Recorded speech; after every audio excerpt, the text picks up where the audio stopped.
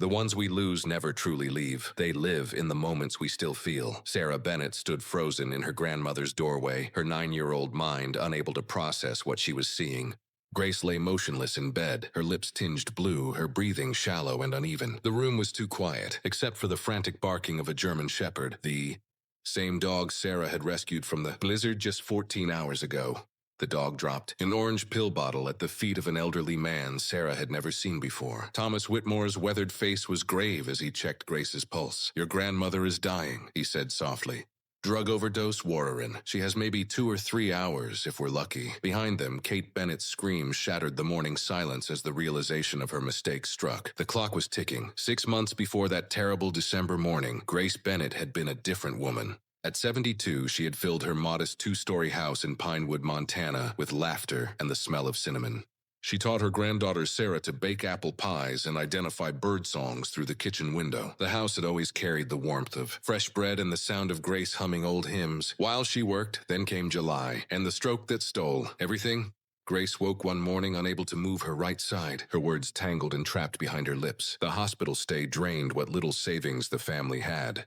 When she returned home, it was in a wheelchair, dependent on others for everything. Bathing, dressing, even the simple dignity of using the bathroom alone. Sarah watched her best friend disappear behind a mask of frustration and shame. The girl who should have been playing with friends after school instead learned to measure medications, puree food, and speak in the soft, patient tones of a caregiver 3 times her age. At school, children whispered that she smelled like old people and medicine. Her lunchbox had 6 compartments, each one reserved for an imaginary friend, because the real ones had stopped calling months ago. Kate Bennett, Grace's daughter, aged a decade and 6 months. At 42, she worked part-time at Pinewood Grocery, earning barely enough to survive. Every shift was followed by hours of caregiving that left her hollow-eyed and trembling with exhaustion. She sorted Grace's 8 daily medications every Sunday evening, her hands shaking as she prayed not to make a mistake. Medical debt from Grace's stroke hovered at $41,000. Kate skipped meals to stretch the grocery budget, missed Sarah's school play, and cried alone in the car afterward, ashamed of the relief she felt for one less responsibility.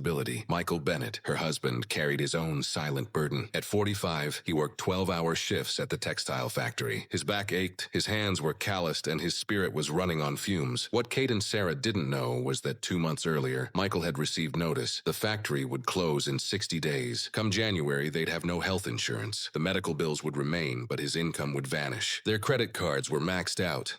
The house itself bore the scars of struggle, peeling paint, old furniture patched together with hope, and windows frosting over each winter because replacements were a luxury. The wood-burning stove was their lifeline. The furnace hadn't been turned on in years. Pinewood, Montana, a town of 2,800 souls tucked into the Rocky Mountain foothills, was the kind of place where everyone knew everyone's business and secrets were hard to keep. But even here, the Bennett's quiet suffering went unnoticed. They were drowning in plain sight. December 14th arrived under an ominous gray sky. By mid-afternoon, the National Weather Service issued a blizzard warning. Expected snowfall 30 to 40 inches, wind gusts exceeding 60 miles per hour, temperatures plummeting to 20 below zero, with wind chills nearing 40 below. The worst storm in 50 years. School dismissed early at 2:30. Sarah walked home through the first biting flakes, her thin jacket no match for the rising wind. The town buzzed with panic. Cars lined up at the gas station, grocery aisles stripped bare, hardware stores out of flashlights and generators. Michael was stuck at the factory, securing machinery for the coming power outages. Kate left work early, her voice tight with worry when she called Sarah over the crackling phone line. "Sarah, honey, the roads are getting bad. I'll be home soon, but you're in charge until then. Can you handle it?" Sarah glanced at Grace, slumped in her wheelchair by the window. "Yes, Mom, I can do it. Give Grandma her 4 o'clock medication. There's soup in the cabinet. Keep the stove going. And call 911 if there's an emergency." The line went dead before Sarah could ask what counted as emergency enough. At 4:30, while washing dishes, Sarah noticed movement in the yard. Through the window, a large dog emerged from the swirling snow, a German shepherd, its black and tan coat plastered to its ribs. It limped, favoring one paw, and its ears were pinned back in exhaustion. The dog circled, searching desperately for shelter, pawing at the snow near the porch foundation, and whining loud enough to be heard through the glass. Then it stopped, looked directly at her. Their eyes met, and in that moment Sarah saw herself, alone, scared, and desperate for someone to care. By 5, the blizzard was roaring. Snow whipped sideways across the yard. wind howling around the house like something alive. Visibility dropped to 10 feet. The temperature plunged to 15 below. Through the window, Sarah saw the dog collapse near the porch steps, snow already gathering over its body. Grace's eyes fluttered open. She turned her head toward the window, then to Sarah. Her lips moved, slurred but unmistakable. Kind. Sarah hesitated only a moment. Then she whispered, "I'm sorry, Mom. I have to." She pulled on her coat and boots with trembling fingers. The storm door fought her as she forced it open. Wind slamming into her face. "Here, boy. Come here," she shouted into the white void. The dog lifted its head weakly, eyes locking onto hers. It struggled to its feet, limping toward her. 20 feet had never looked so far. When it collapsed again near the porch, Sarah ran out into the storm, snow soaking her jeans, breath stolen by the cold. She reached the dog by touch more than sight, grabbing handfuls of ice-caked fur. "Please try," she whispered. Please. Somehow together, the 65-pound girl and the 75-pound dog made it onto the porch. Sarah slammed the door shut behind them. Gasping and shaking, she spent 20 minutes drying the dog with towels that would surely get her in trouble later. The dog stood still, trusting her completely. Beneath the ice and grime, Sarah found a worn leather collar. The tag was nearly unreadable, except for 2 faint letters, D-U, Duke, she guessed. The dog's ears perked up, its tail gave a weak wag. Sarah smiled for the first time in months. She fed him leftover chicken and water, and as Duke ate gently from her hand, she began to talk. "I'm Sarah, I'm 9. I don't have any friends. I have to take care of my grandma because she's sick. Mom and Dad are always working. I feel alone." Duke listened quietly, his brown eyes never leaving her face. Something passed between them then, a bond.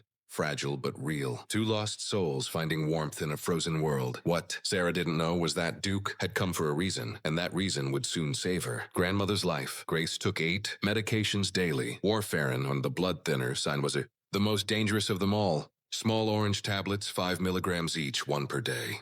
Too little, and Grace risked another stroke. Too much, and she could bleed to death internally. On Sunday evening, Kate sat at the kitchen table sorting pills, exhaustion etched into every line of her face. The fluorescent light flickered weakly above her, casting long shadows across the cluttered counter. Her phone buzzed.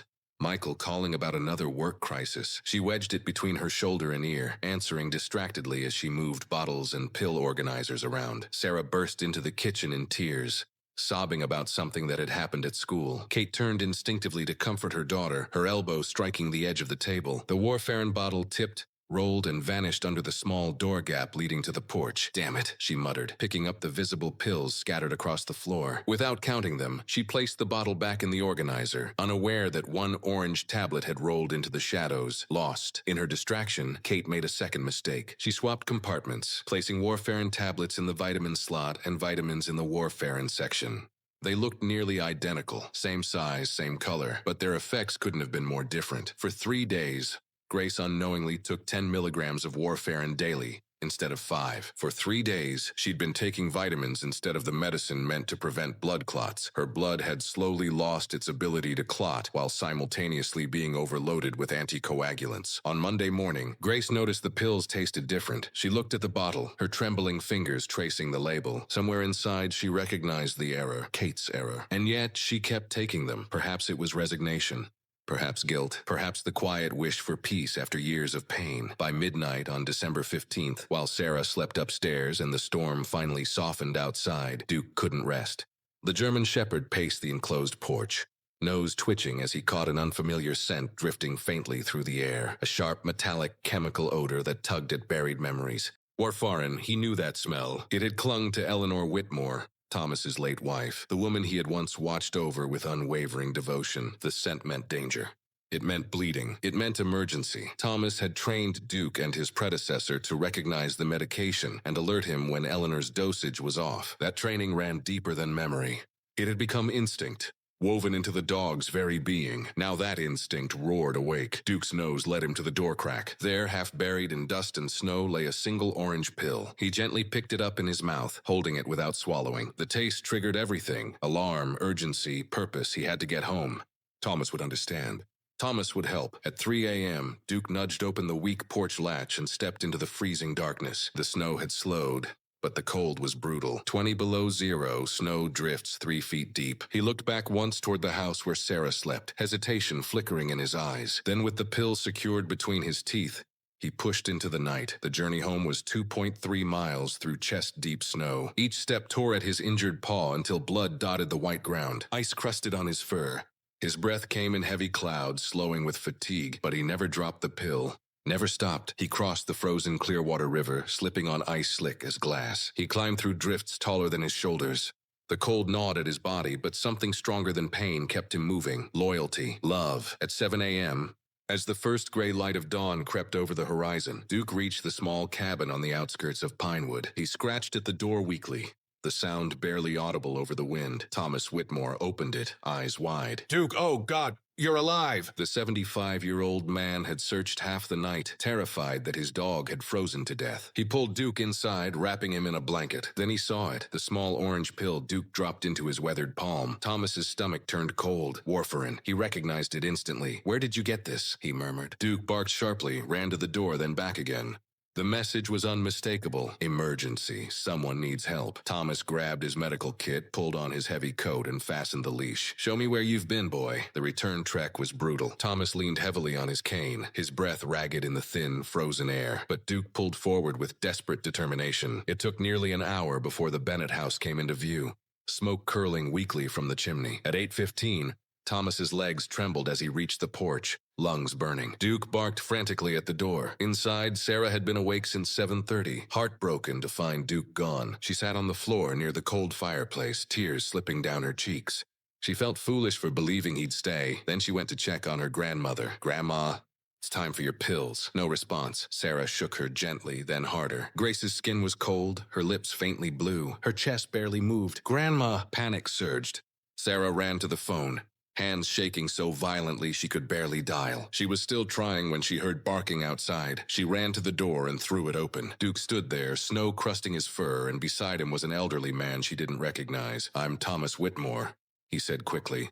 "Your grandmother's in trouble, isn't she?" Sarah just nodded, pointing toward the bedroom. Thomas followed Duke straight to Grace's bedside. One look told him everything. Her pulse was thready, her breathing shallow. Her lips were blue, her skin ghostly pale. He pulled a small flashlight from his kit and checked her pupils, sluggish, unresponsive. "Call your parents," he said sharply. Sarah's trembling fingers dialed her mother's number. Kate answered on the first ring. "Sarah, are you okay?" "Mom, something's wrong with Grandma. She won't wake up. There's a man here with Duke. I'm coming. I'm coming right now." Kate arrived minutes later, breathless and pale, snow still clinging to her coat. She froze in the doorway as she saw Grace's still body, Duke's alert posture, and Thomas kneeling beside the bed. Thomas held up the pill. "Is this your mother's medication?" Kate blinked, confused. I don't know. I handle her pills, but yes, that's warfarin. My dog found it loose in your house last night," Thomas said firmly. "Where does she keep her medication?" Kate ran to the kitchen, opened the weekly pill organizer, and her stomach dropped. The pills were wrong. All wrong. She stared at the bottles, memory crashing back like a wave. "The phone call?" Sarah crying, the elbow, the spill. "Oh God," she whispered, voice breaking. "I mixed them up. I put warfarin in the vitamin slots. She's been taking double doses for 3 days. Thomas's expression hardened. "That's a serious overdose. She's bleeding internally. We have maybe 2-3 hours before it becomes catastrophic." Kate grabbed the phone to call 911, but her hands trembled so badly that Thomas took it and dialed himself. The race against time had begun. Thomas moved with the calm precision of someone who'd spent 40 years treating emergencies, even if most of them had 4 legs. He checked Grace's vitals every 5 minutes. Blood pressure dangerously low at 90/60, heart rate racing at 110, respirations shallow and quick. Kate collapsed beside the bed, sobbing. "I did this. I killed my mother. 3 days. I've been killing her for 3 days and didn't even know it." "Mom, it was an accident," Sarah whispered, tears streaming down her face. "An accident." Kate's voice cracked into a scream. "I was supposed to take care of her, and instead I poisoned her." Michael burst through the front door at 8:30, snow covering his coat, face white with terror. "What happened? Is she—" "She's alive," Thomas said, "but barely. 30 milligrams over 4 days. Michael's knees nearly gave out. "How long until the ambulance?" They said 40 minutes.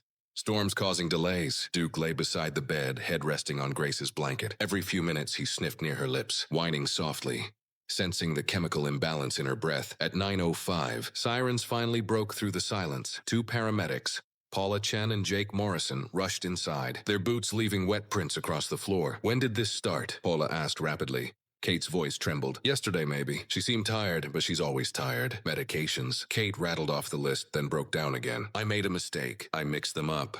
She's been taking double warfarin for 3 days. Paula nodded grimly, already setting up IV lines and oxygen. We'll take it from here. Paula's expression turned grave as she exchanged a look with Jake. We need to move. Now. They worked with practiced urgency, loading Grace onto the gurney, attaching monitors, starting an IV line. The machines came alive with a chorus of beeps, one tracking a racing heartbeat, another revealing a dangerously low blood pressure, and a third showing oxygen levels steadily dropping. Who's riding with her? Paula asked, her voice cutting through the rising panic. Me, Kate said, wiping her tear-streaked face. I'm her daughter. I'll follow in the truck, Michael added. Sarah's voice trembled. I want to come. Kate looked at her little girl. The fear in those young eyes was unbearable. No, baby. You stay with Dad, but Grandma needs me. Stay with Dad. Kate whispered again, her voice breaking. Please. Sarah's face crumpled, but she nodded. As they wheeled Grace toward the ambulance, Duke suddenly sprang up and followed, barking with frantic urgency. He refused to leave Grace's side. Sir, we can't have a dog in the... Paula began, but Thomas interrupted quickly. He's a medical alert dog, trained to detect medical emergencies. He found the pill that told us she was sick. He'll help. Trust me. Paula hesitated. Jake shrugged. Let the dog come. We've seen stranger things work. Without another word, Duke leaped into the ambulance and positioned himself near Grace's head, his body tense and alert. Thomas climbed in behind him. I'm coming too, he said firmly. I'm a veterinarian. Retired, but I can help. The ambulance doors slammed shut. Sarah stood in the driveway, watching the red lights fade into the white blur of snow, her small body shaking. Michael put an arm around her shoulders. Together, they walked back to the truck in silence. The race to Pinewood General Hospital was 12 miles of narrow, icy roads that seemed to stretch forever. Inside the ambulance, Paula worked with calm precision, monitoring vitals, adjusting IV drips, and radioing ahead to prepare the trauma team. Grace's blood pressure dropped to 85/55. Her heart rate climbed to 115. Come on, Grace, Paula whispered, tightening the flow. Duke whined constantly, his nose hovering near Grace's face, sensing changes before any machine could. When her breathing shallowed, he barked sharply. Paula glanced at the oxygen monitor. It was dropping fast. She adjusted the flow immediately. Good dog, she murmured. Very good dog. At 9:30, the ambulance hit a patch of black ice. Tires screamed. The vehicle swerved violently. Equipment crashed. Paula braced herself and Kate against the wall. Grace's gurney was secured, but the jolts were brutal. Duke slid across the floor, claws scraping before recovering instantly and pressing himself back to Grace's side. Paula grabbed the radio. Dispatch Unit 7. We're okay but delayed. Patient critical. Prepare trauma bay. Possible internal bleeding. Warn for overdose. ETA 10 minutes. Behind them, Michael drove with white-knuckled intensity. Sarah sat silent beside him, her small hands clutching the seatbelt like a lifeline. In the rearview mirror, Thomas's old pickup followed close behind, its headlights flickering through the storm. Inside that cab, Thomas whispered into the night, Eleanor, if you're there, please help them. Help her! At 9:40, the ambulance screeched to a stop at Pinewood General Hospital. The trauma team was waiting. Dr. James Chen, Paula's father and chief of emergency medicine, stood at the ready. They rushed Grace inside. Kate tried to follow, but a nurse blocked her path gently. Family waiting room, please. We'll update you as soon as we can, but I'm her daughter. You'll be in the way. I'm sorry. Please. The doors swung shut and Grace disappeared behind them. Kate stood frozen, staring at the closed doors, feeling like she was watching her mother die all over again. Moments later, Michael and Sarah arrived, finding her in the hallway. Pale, trembling, hollow, the three of them walked to the waiting room together, like survivors of a shipwreck. Thomas arrived last, Duke at his side. Hospital policy forbade animals, but the receptionist took one look at the exhausted family and the alert German shepherd and sighed. Service dog? Yes, Thomas said smoothly. Certified. The waiting room was painted in tired beige, the air thick with antiseptic and fear. Families waited. Storm injuries, fractures, hypothermia. Everyone looked broken in their own way. Kate paced. 15 steps one direction, 15 back. Michael sat hunched, head in hands.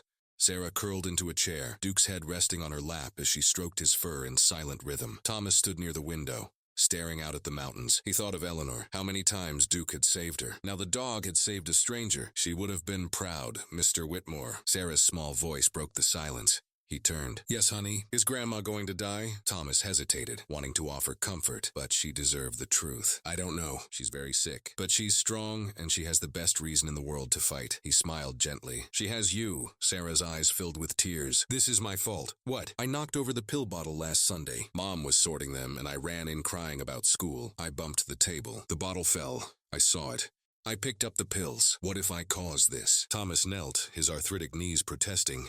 Sarah, listen to me carefully. You were a child asking your mother for help. That is never your fault. You know what is you're doing?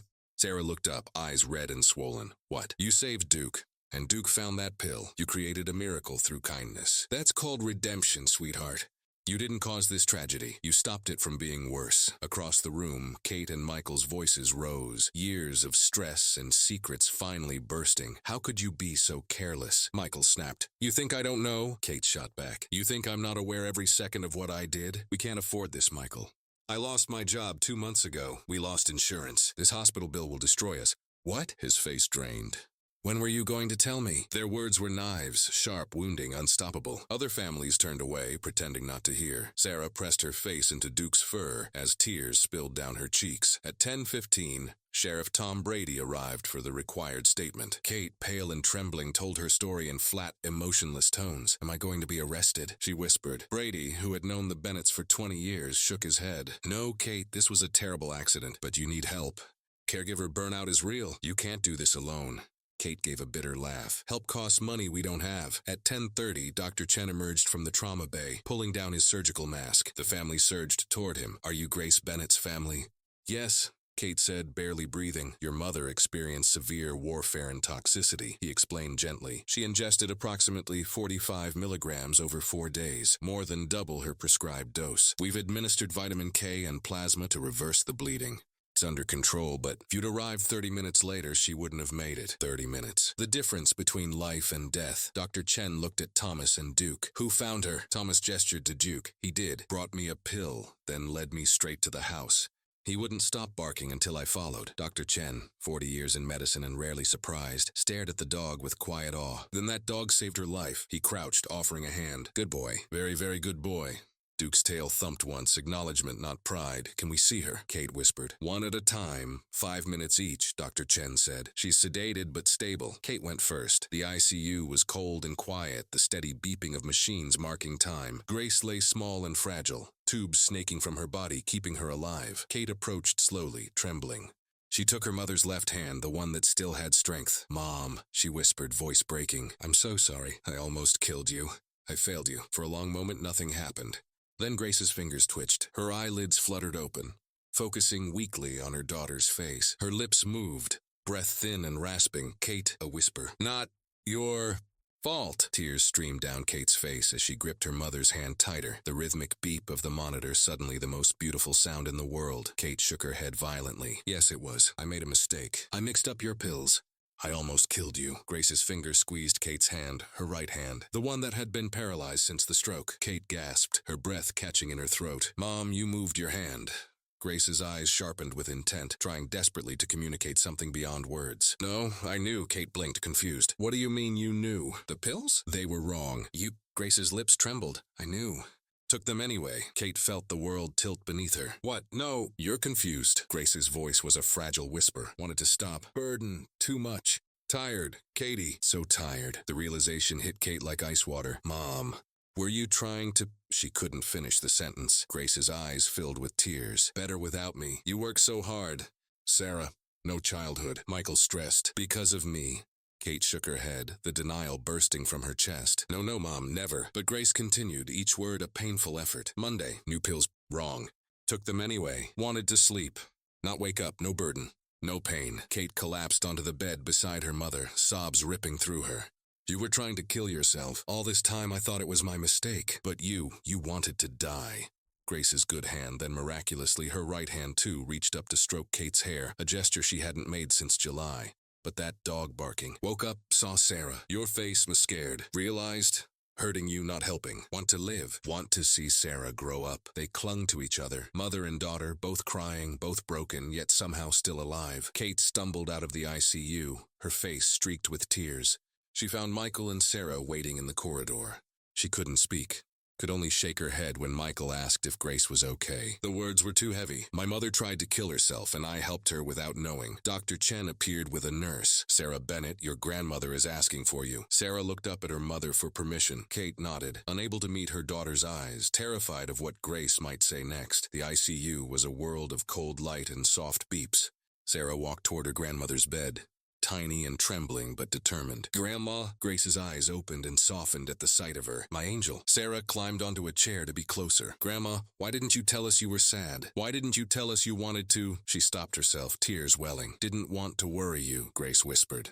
Her right hand, the one that shouldn't move, reached out and clasped Sarah's. But you're my best friend, Sarah said, her voice trembling. Best friends tell each other everything. That simple truth, so innocent and pure, cut through all the noise of adulthood. Sarah's eyes glistened. That means you should know something too. Grace's expression softened again. Nope. What? Sarah took a shaky breath. I knocked over the pill bottle last Sunday when Mom was sorting your medicine. I was crying about school and bumped the table. The bottle fell. I picked up what I could, but I didn't check if I got them all. This is my fault too. Grace's face crumpled with emotion. No, baby, not your fault, but Sarah wasn't finished. She looked toward the waiting room, where her parents sat in silence. And there's more. Mom and Dad have been keeping secrets about money. Dad lost his job. We don't have insurance anymore. We're really poor, and they didn't tell anyone. Grace's expression shifted from sorrow to fierce determination. Her voice came stronger than before. You should know, too, about your mother. Sarah frowned. Mom's outside. She's okay. No, Grace whispered. Your real mother. The world seemed to stop. Sarah froze, her small voice breaking. What? Grace tried to sit up. Hannah, my other daughter, she gave birth to you. Kate raised you. We never told you. I'm sorry. Sarah stumbled backward, her face draining of color. No, you're confused. You're sick. Mom is my mom. You're lying. I'm sorry, Sarah. It's true. Sarah bolted from the ICU, crashing into Michael in the hallway. Dad, Grandma said Mom isn't my mom. Tell me it's not true.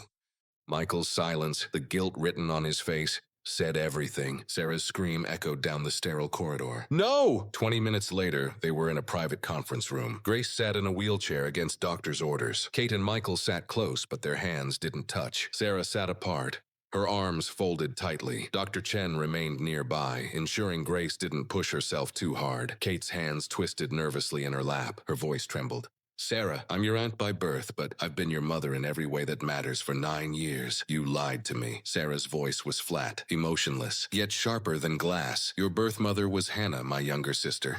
Kate said softly. She took a worn photo from her wallet. A young woman with Sarah's same eyes and smile, holding a newborn. She was 17 when she got pregnant. The boy ran away. People talked. She struggled, Michael continued when Kate's voice broke. Hannah had you on June 15th, 2015, but after you were born, she got very sick, not in her body, in her mind. Postpartum depression.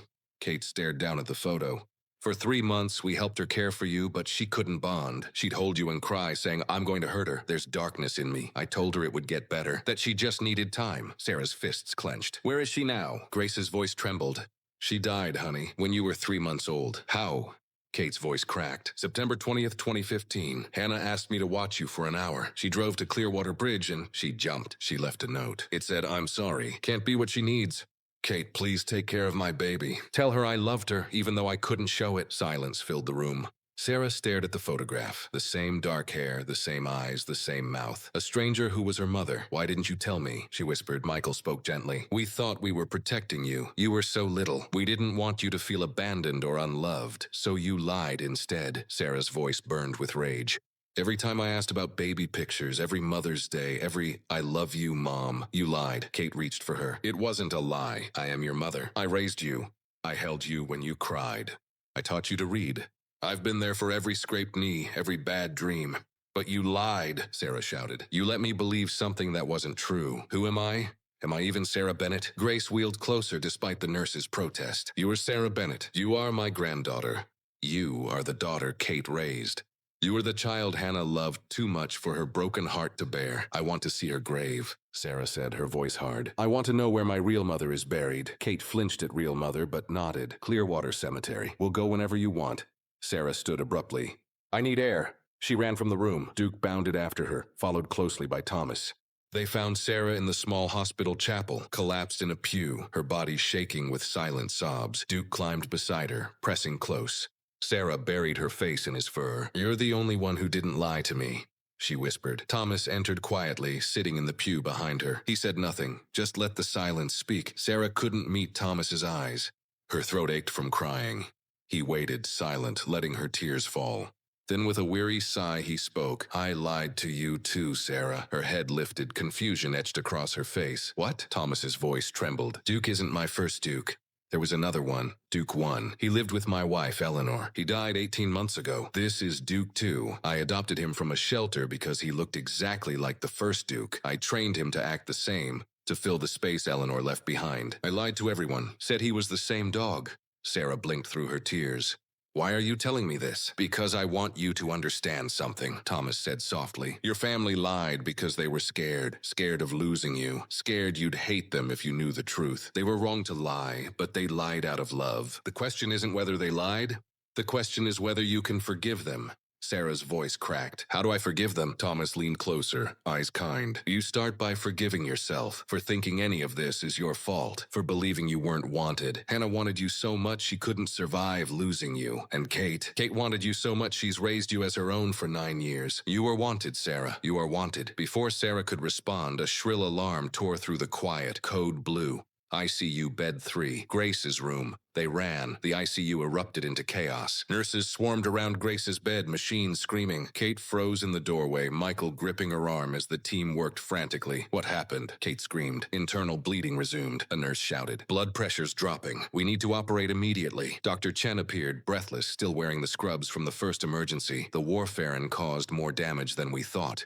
He said grimly, there's bleeding into her brainstem. We need to operate now or we'll lose her. He held out a clipboard. I need your consent, Mrs. Bennett, but I have to be honest. She might not survive the surgery. Without it, she won't survive at all. Kate's hands shook violently. Am I killing my mother by signing this? You're giving her a chance. Dr. Chen said gently. With trembling fingers, Kate scrawled her name. The moment the pen left the page, they wheeled Grace away. She was unconscious, unaware as Kate cried out, Mom, I love you. Please don't leave me. The operating room doors swung closed. The family was left in the waiting room, trapped in the longest 80 minutes of their lives. The clock ticked like a cruel heartbeat. Kate prayed in whispers she hadn't used since childhood. Michael held her close, tears silent.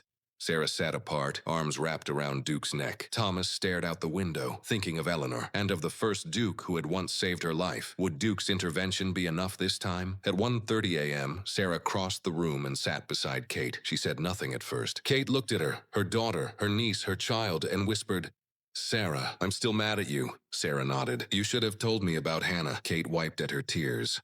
I know. But I can't lose Grandma while we're fighting. Sarah's voice broke. Even if you're not biologically my mom, you are my mom. You're the one who stayed. Kate pulled her close, both sobbing.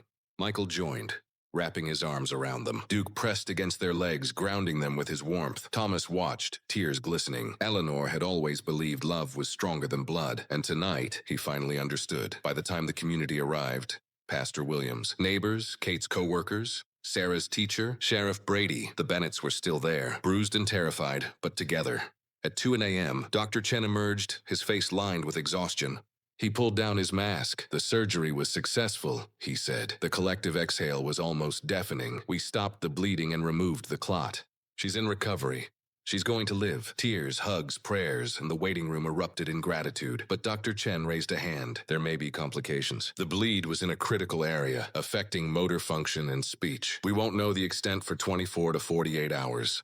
She could face paralysis, speech problems, memory issues, or she could make a full recovery. We have to wait. Kate tilted her head back, whispering to the ceiling, but she's alive. She's alive. Yes, Dr. Chen said. She's alive. You can see her in about an hour. And for now, that was enough. Grace Bennett was alive. That meant there was still hope.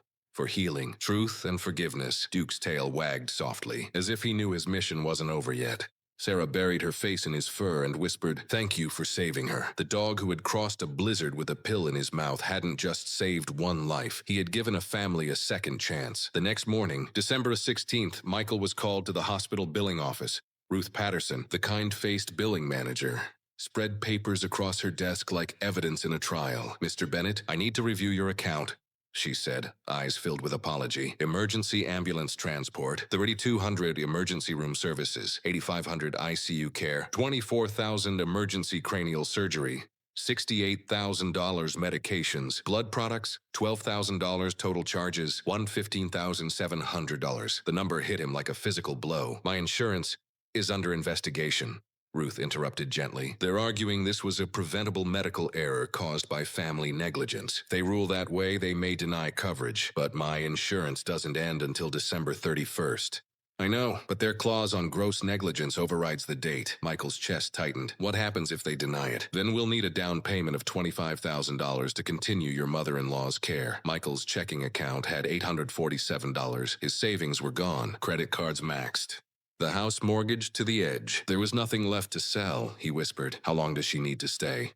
At least a week. After that, rehab, home health, specialized equipment. Michael stood abruptly. Excuse me. He walked outside, sat in his truck, and for the first time in his adult life, broke down completely. His sobs filled the cold air. When he finally looked up, he searched his phone. Bankruptcy lawyers, Montana. That afternoon, Kate found him in the hospital cafeteria. One look at his face, and she knew. He told her everything. The debt, the investigation, the total now at $180,000. Their only option, bankruptcy. Kate sat heavily. What do we do? I don't know. Maybe sell the house. Where would we live? Neither had an answer. They sat in silence, staring at the cooling coffee between them. What they didn't know was that Sarah was standing just outside, hidden behind a pillar.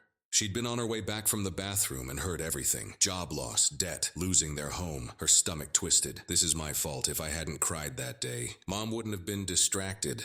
Grandma wouldn't have fallen, we wouldn't owe $180,000. I destroyed my family. She walked slowly to Grace's room, sat beside her bed and whispered, I'm so sorry, Grandma. This is all my fault. 2 days later, December 17th, Dr. Patel, the neurologist, assessed Grace's condition. Kate, Michael, and Sarah watched in silence as he tested her movement and speech. The results were devastating. Grace's right side was paralyzed, her speech slurred to fragments, her short-term memory frayed like an old photograph. Dr. Patel's words were heavy. She'll need months, maybe years of therapy, physical, occupational, speech, possibly around-the-clock care. Kate's voice barely escaped her lips. Can she ever come home? Yes, Dr. Patel said gently, but she'll need 24-hour assistance. A hospital bed, special equipment, continuous therapy. It could cost $8,000 to $12,000 a month. Kate and Michael exchanged a look of utter despair. They couldn't pay for today, let alone tomorrow. Grace sat quietly in her wheelchair, listening. Her mind was clear enough to understand what they wouldn't say out loud. Her survival was destroying them. That night, Grace made her decision. She pressed the call button and asked for paper and pen. With her trembling left hand, she wrote, DNR. Do not resuscitate. No heroic measures. She folded the note and tucked it under her pillow. Tomorrow, she would give it to Dr. Patel. It would be her final gift, freedom from the burden of keeping her alive. Meanwhile, across town, Thomas sat in his doctor's office. The tremor in his hands that he'd been ignoring for months was finally diagnosed. Parkinson's, early stage, progressive. In 2 to 3 years, Dr. Morrison said, you'll need full-time care. You should make arrangements for your dog. Thomas drove home in silence. Duke met him at the door, tail wagging, eyes bright. That night, Thomas sat in the dark, the house echoing with Eleanor's absence. He looked at Duke, the last living thread that tied him to her, and for the first time, he wept. He knew the truth now. Soon he would have to let go, not just of Eleanor's memory, but of Duke too. His hand trembled violently as he whispered into the quiet room, not yet, please, not yet. Snow fell softly over Pinewood, Montana, the kind of snow that muffled sound and made the whole world seem at peace. But inside Pinewood General Hospital, 3 lives stood at a crossroads. 3 people, 3 tragedies converging under one roof. Grace Bennett, who had planned her own death to spare her family. Michael, crushed beneath the weight of debt and despair. And Thomas, a man whose trembling hands bore the loneliness of a life spent loving ghosts. Duke's rescue had been a miracle, one that saved Grace's life. But miracles, it seemed, came with a cost. Healing had its own price, and each of them was still learning how to pay it. Grace came home on December 23rd. The town's generosity had covered her care. A hospital bed in the downstairs den, therapy visits arranged, and rails installed for her slow, determined steps. With each passing day, her spirit fought harder to reclaim what her body had lost. Even her doctors said her will was stronger than her wounds. Then came Christmas morning. Pinewood lay beneath a fresh blanket of white, the air crisp and clean. Inside the Bennett home, pine and cinnamon filled the air. A Christmas tree glimmered in the living room, donated by the local church, its base surrounded by gifts wrapped by neighbors and strangers alike. The wood stove crackled, casting orange warmth across the room where Duke lay curled, wearing a red bandana tied neatly by Sarah's small hands. At 6 sharp, Sarah stirred awake. Duke was sleeping at her feet, his ears twitching. Duke, it's Christmas, she whispered. His tail thumped the blanket even before his eyes opened. They padded downstairs together, finding Kate and Michael already in the kitchen, making coffee. For the first time in a long time, the air smelled not of medicine and fear, but of hope. Grace was wheeled into the living room.